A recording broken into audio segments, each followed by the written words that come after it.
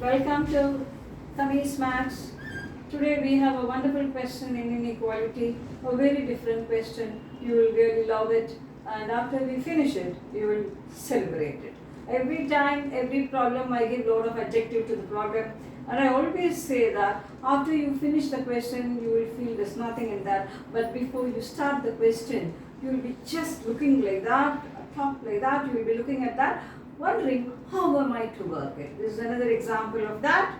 So with all our adjective to the problems, there are a lot of adjectives which you can add to every problem you work. There's a lot of beauty in every problem you work, and our eyes are good enough to see the beauty in the problem, then maths will be a wonderful subject and we will work it where we are not at all tired. Okay, so we go for the question.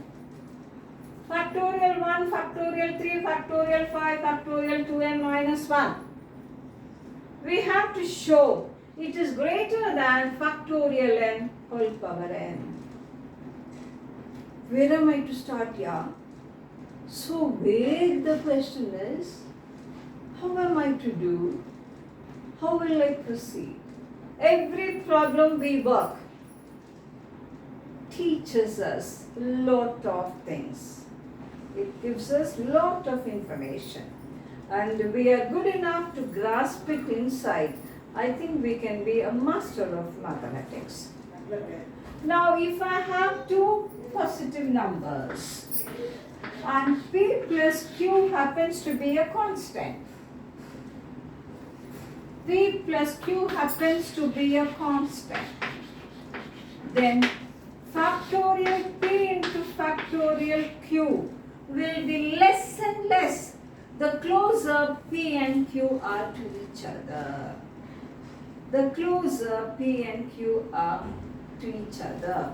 For example, if p plus q is equal to 10, factorial 1 into factorial 9 will be greater than, this is the closest they can be, no?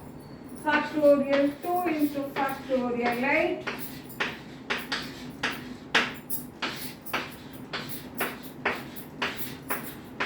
like that. Except if it is 5 and 5 to be equal. Otherwise, it will be like this. I hope I am clear.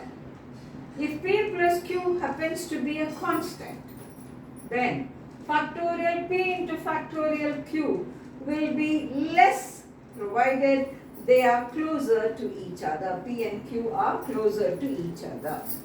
This is the simple theory we are going to use. Now, look here. Consider factorial 1 into factorial 2n minus 1. The sum is a constant 2n, so it will be greater than 5.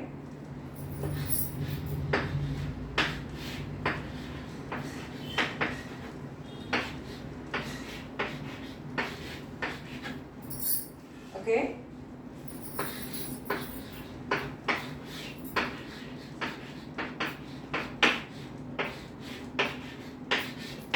Shall we go like that?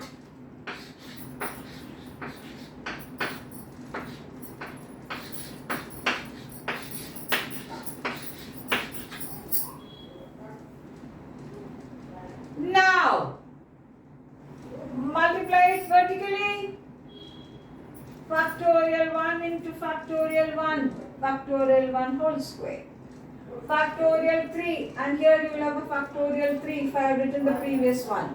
Factorial 3 whole square. Like that it will go factorial 2n minus 1, factorial 2n minus 1, factorial 2n minus whole square.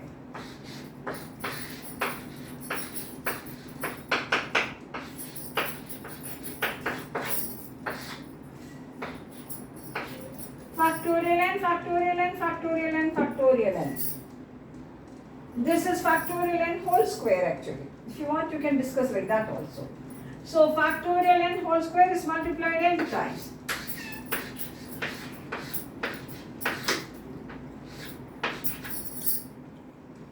Now this could be written as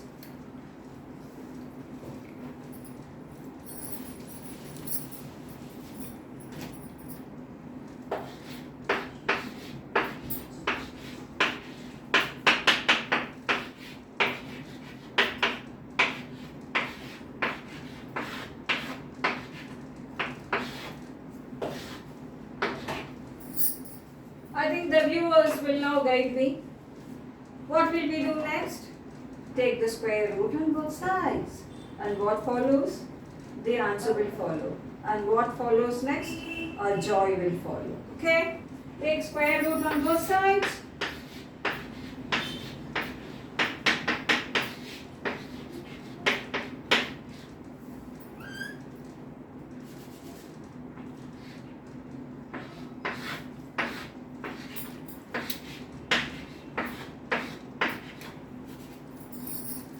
Now look, what we felt is so complicated, what we felt is so difficult, what we felt, where am I to start, how am I to proceed, how am I to go and to get the answer, is done in the most simple way.